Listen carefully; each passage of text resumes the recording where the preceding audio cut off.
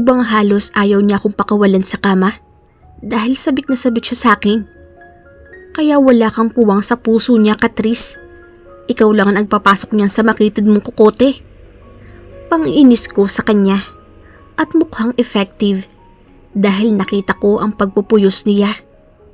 Napasigaw ito sa galit at lumapit sa akin at saka akmang sasabunutan ako. Pero nakaiwas ako kaagad at sinampal ko siya ng ubod lakas. Lalo siyang nagalit at sumugod muli. Ngunit sinapak ko ulit ang mukha niya. Kaya natumba siya at galit na pinagmumura ako. Hindi pa ako nakontento at pumunta ako sa ibabaw niya. At mahigpit na hinila ang buhok niya gamit ang dalawang kamay ko. Saka ko siya iniuntog sa sahig.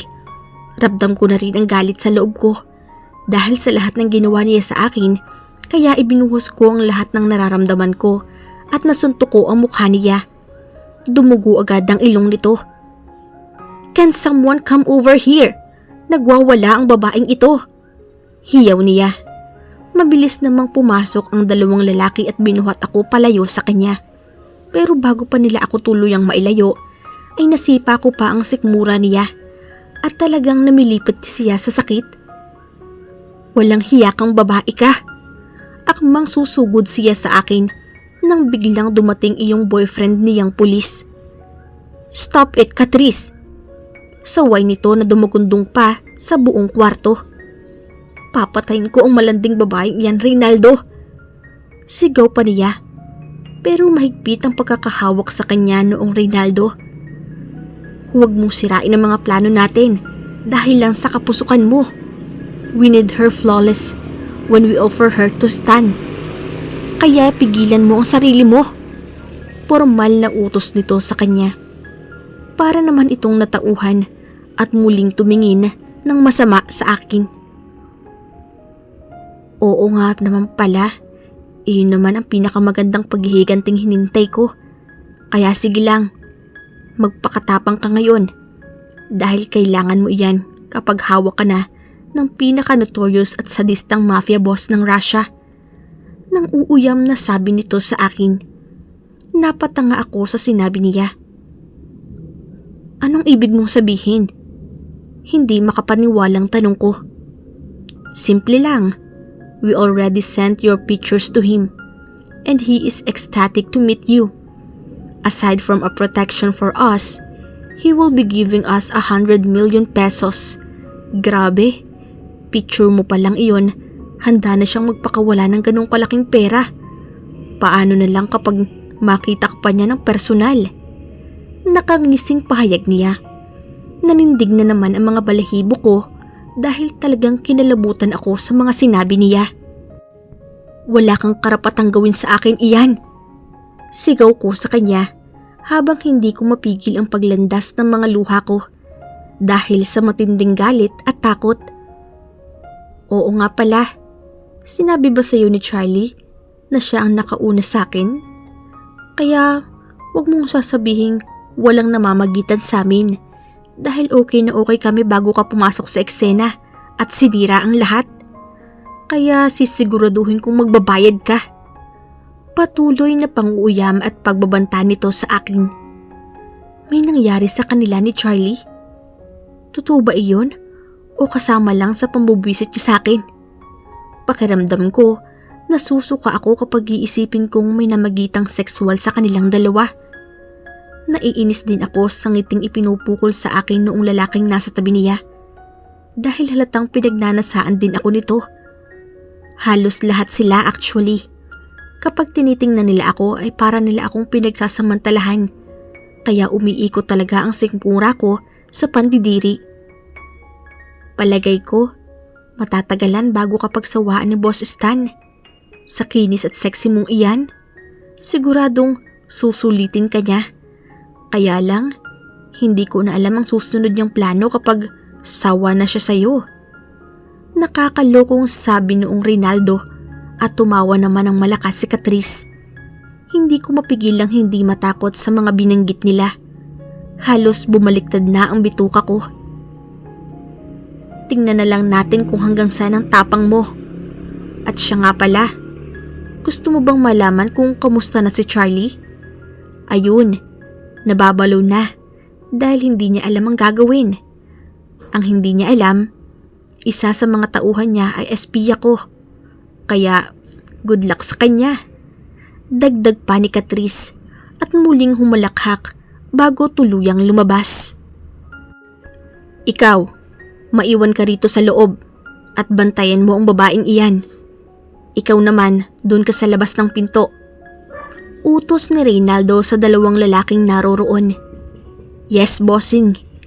Halos sabay nilang sagot at tuluyan niyang lumabas. Ako naman ay napasalampak sa sahig at tuluyan niyang umiyak. Umusal ako ng pansariling panalangin. Dahil sa kalagayan ko ngayon ay ang Diyos na lamang ang maaari kong mahinga ng tulong. 2 beses nila akong dinalhan ng pagkain pero hindi ko ginalaw dahil wala akong ganang kumain. Namamagana rin ang mga mata ko sa kaiiyak. Nang mapalingon ako sa bintana ay magdidilim na naman. Ibig sabihin, isang araw na lang at matutupad na ang masamang plano ni Catrice sa akin. Naninikip na naman ang dibdib ko sa tuwing maiisip ko ang mga sinabi nila. Halos sumakit na ang ulo ko sa kaiisip ng dapat gawin. Anong oras na? Tanong ko sa lalaking nakabantay sa akin. Mabuti na lang at ang isang ito ay mukhang mas mabait kesa sa iba. Pero masama pa rin siya dahil sumasama siya sa mga taong gumagawa ng masama. 7:00 na ng gabi, ma'am. Kumain na po kayo. Mamaya kapag nagbili sila ng pagkain para sa hapunan.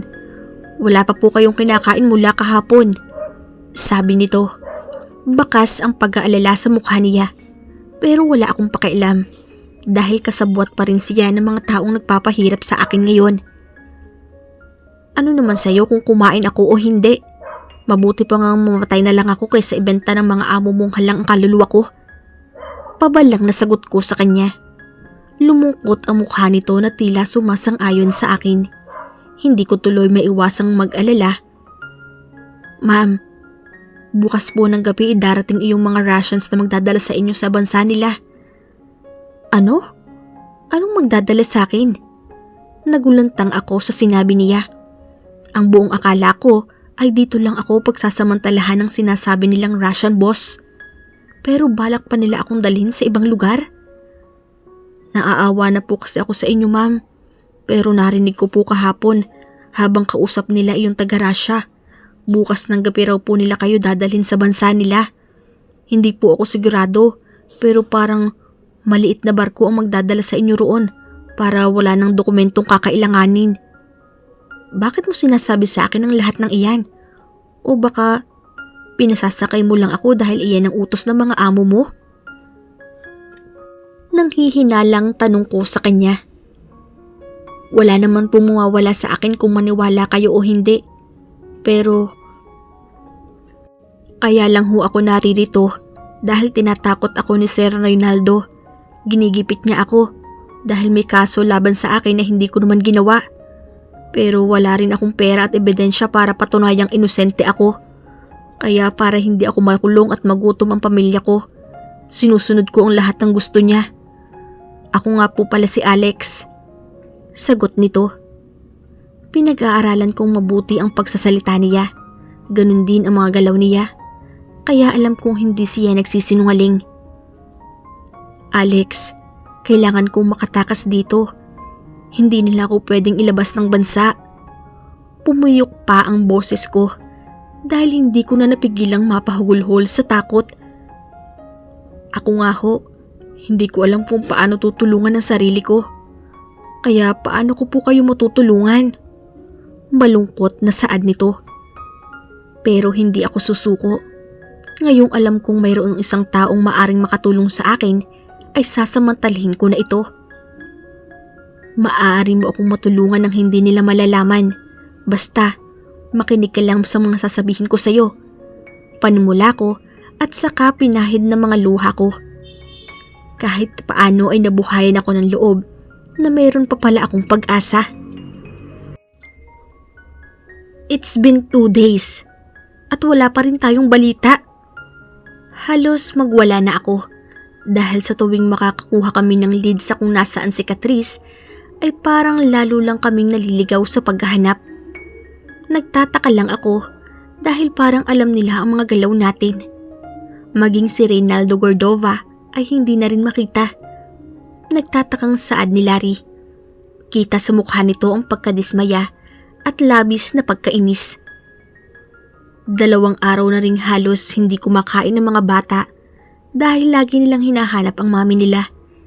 Hindi ko na alam ang gagawin dahil matamlay na matamlay silang dalawa at halos ayaw umalis sa tabi ng isa't isa at madalas na bigla na lamang nagiiyakan. Lalong nadudurog ang puso ko kapag nakikita ko silang nagkakaganoon. Kaya dinagdagan ko pa ang mga taong tumutulong sa amin sa paghahanap. Huwag kayong mag-alala, sir, dahil hindi naman sila makakalabas ng bansa dahil bumaba na ang lookout order para sa kanila. Lumarga na rin ang special task force ng PNP at AFP para matulungan tayo sa paghahanap kay ma'am. Mariing pagpapatuloy pa ni Larry. Marcus, how about the underground level? Wala pa ba tayong makuhang bagong impormasyon? Baling ko sa kaibigan ko na kabi-kabila rin ang tanong. Tinatawagang para makatulong sa paghahanap kay Christina. Nasa pag-aari niyang isla ito kamakailan. Kaya lang, napilitang lumuwas dito sa Maynila para tulungan ako sa paghahanap sa asawa ko. We are watching the Russians closely.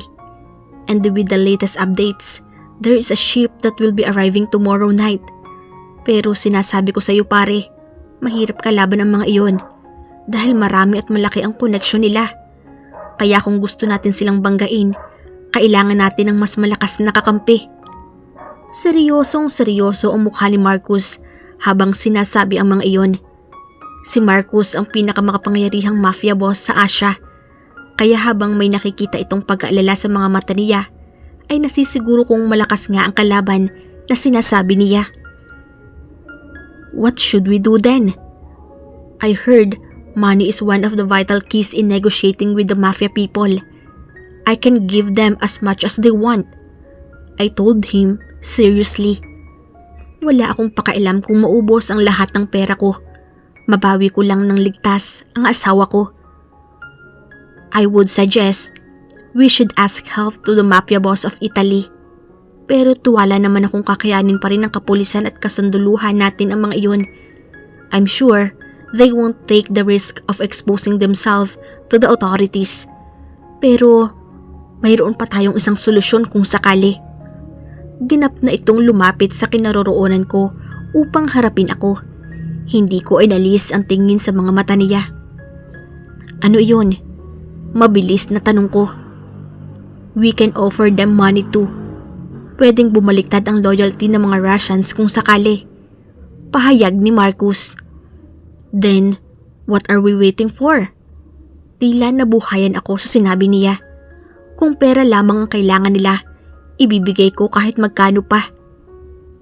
It's not easy to meet them, Charlie. At hindi ka kabilang sa mundo namin. Kaya maaring hindi sila magtiwala sa iyo. Sa halip, ay mas mapahamak pa si Christina. But I will do what I can, okay? Pangaalaw nito. Kahit binigyan niya na ako ng assurance ay hindi pa rin ako mapapanatag hanggang wala sa harap ko si Christina at nasisigurong ligtas siya. Kaya malakas ang loob ni Catrice dahil sa kapit niya ngayon. Pero sisiguraduhin kong hindi siya magtatagumpay. Sir, may bisita po kayo. Pagbibigay alam ng isang tauhan ko. Sino raw? Malamig na tanong ko. Alexander daw, sir. Maagap na tugon nito. Nabalitaan niyo siguro ang nangyari kay Christina. Is he going to mock me for taking her away and putting her in danger now? Papasukin mo. Utos ko at agad naman itong tumalima. Yun ba yung sinasabi ni Christina na kaibigan niya sa Ilocos? Diba? Congressman iyon? Tanong ni Chloe. Silang dalawa ni Dave ay hindi na umalis sa tabi ko mula nang mawala si Christina at lagi lang din silang nakaabang sa mga kaganapan. Sinundan ko ng tingin ang ganap na pagpasok ni Alexander. Bahagya pa itong nagulat sa dami ng taong nakapaligid ngayon sa opisina ko. Nang mahanap ng mga mata niya ang kinaroroonan ko ay agad siyang lumapit at seryosong tumitig sa akin. "Hi, I'm here to offer help." Agad na bungad ni Alexander nang tuluyan ng makapasok at maupo. "Salamat." Formal na tugon ko. Tatanggapin ko ang lahat ng tulong na maaari kung makuha, kahit hindi ako komportabling narito siya. "Hello, ako nga pala si Chloe, best friend ni Christina." Nagulat ako nang biglang magpakilala si Chloe sa kanya. Maging si Dave ay nagtaas ng kilay. "Hi, I'm Alexander Makatangay. It's nice to meet you." Magiliw na tugon naman ni Alexander, kaya lalong lumapad ang ngiti ni Chloe. "And this is Dave, kaibigan din ni Christina." Pakilala naman niya kay Dave. "Hi, Christina already told me about you before." Baling niya rito at nagkamay sila. "Nice meeting you, pare." Sagot naman ni Dave. "Alexander, may girlfriend ka na ba?" Nakangiting tanong ni Chloe. Siniko pa siya ni Dave dahil sa tanong niya, pero inirapan niya lamang ito. None. I'm single." Tipid na sagot nito at halatang medyo naaasiwa sa sitwasyon. "That's nice to hear." Komento pa ni Chloe. Nagkatinginan kami ni na Marcus at Larry habang si Dave naman ay makahulugan ng ngiti sa mga labi. "I'm so sorry guys, pero pwede ko bang makausap si Charlie ng sarilinan?" Pakiusap nito. Kumunot ang noo ko sa sinabi niya. Nagkatinginan sina ni Chloe at Dave, baka bumaling sa akin. Tumangulong ako sa kanila bilang pagsang-ayon. Inutusan ko rin ng mga tauhan ko maliban kina Marcus at Larry na iwan muna kami. "Huwag kang mag-alala, mapagkakatiwalaan silang dalawa, kaya pwede mong sabihin ang lahat ng nakaharap sila." Paniniguro ko dahil bakas ang pag-aalinlangan sa mukha niya. "Please, don't get Christina wrong by asking for my help instead of you," he said and gave me a piece of paper. Kinuha ko ang papel at kunot noong tumingin muli sa kanya. "Ano to?" "Basahin mo," sagot niya. I opened it and my eyes widened with its content. Hindi ito sulat ni Christina. Paano kung patibong lang ito? Nag-aalang ang tanong ko sa kanya. Saka ibinigay kay Marcus ang papel. Lukot ang mukhang bumaling sa akin si Marcus.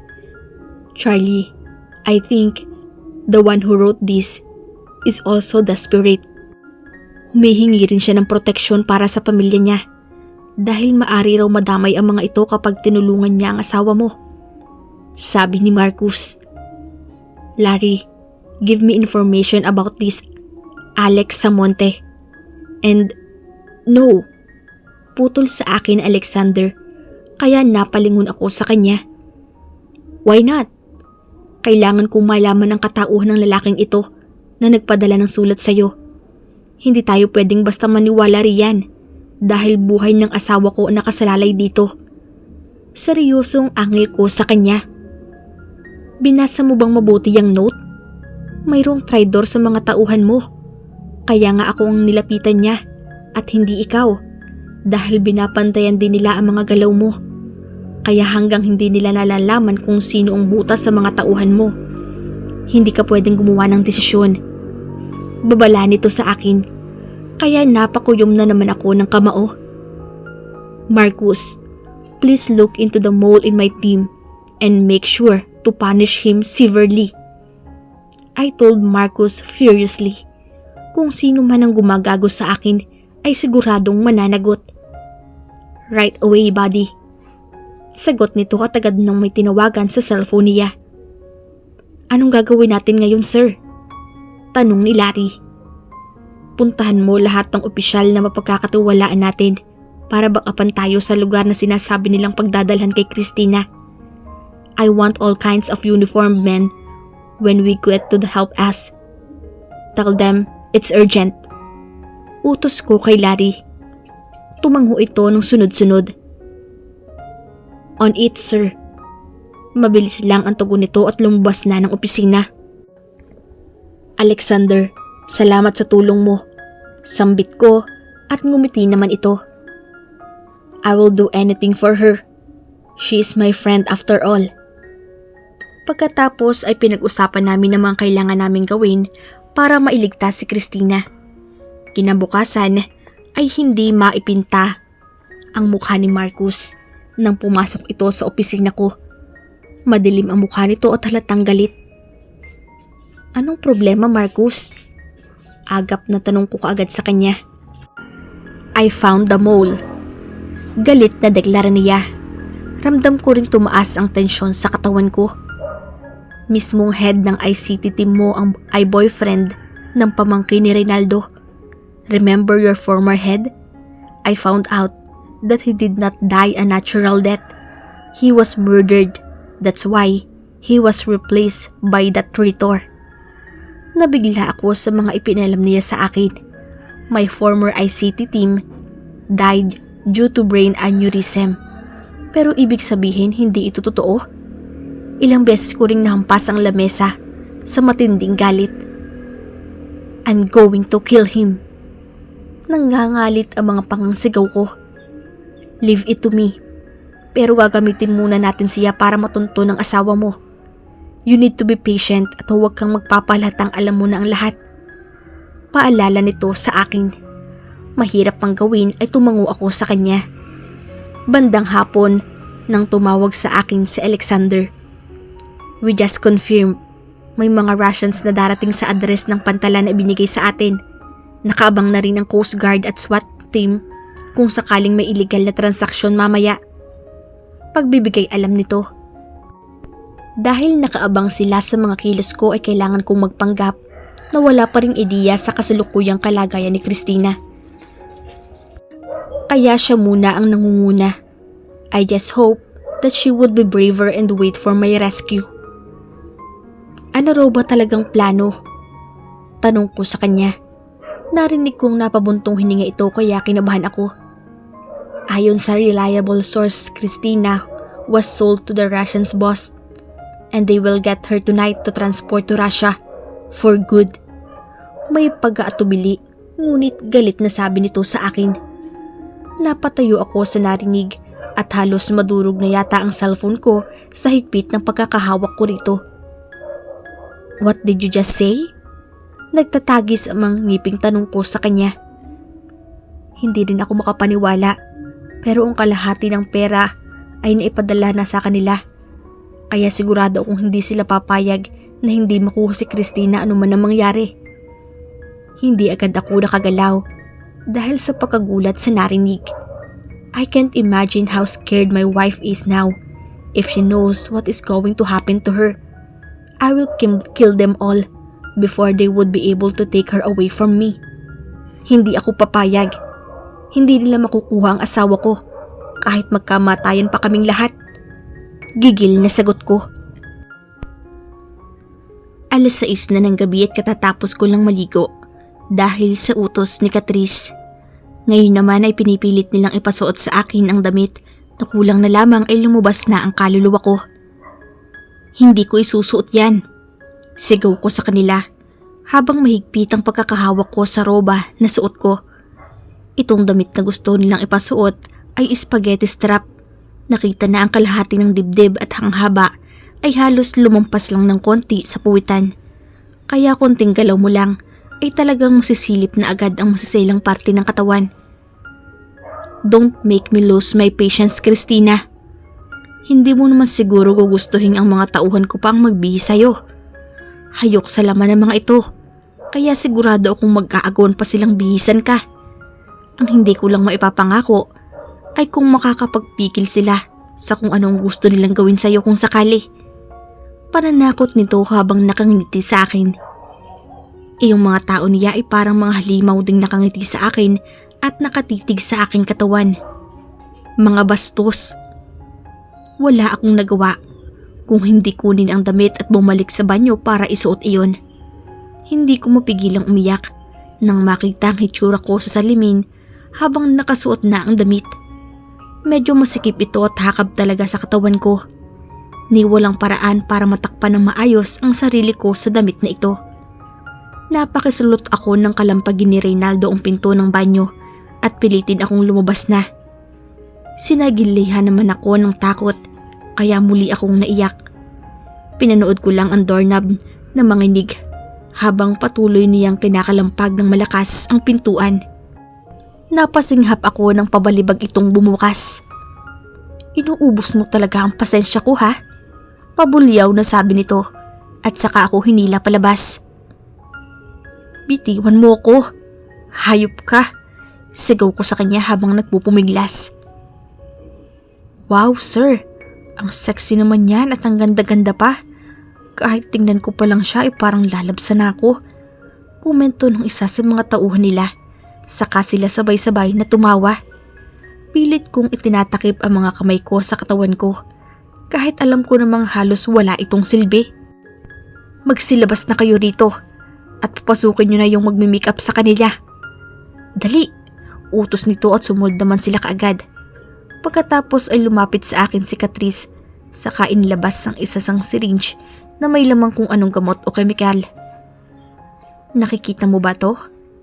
Nakangiting tanong niya sa akin. Ilang beses akong lumunok sa takot. Naninikip din ang paghinga ko, ngunit pilit kong pinipigil ang pag-alpas ng mga luha ko. Ano yan? Nauutal na tanong ko sa kanya. A special drug. This will make you a very obedient slave later on. Ilang oras na lang, goodbye Philippines ka na. Anito at humalakhak ng malakas.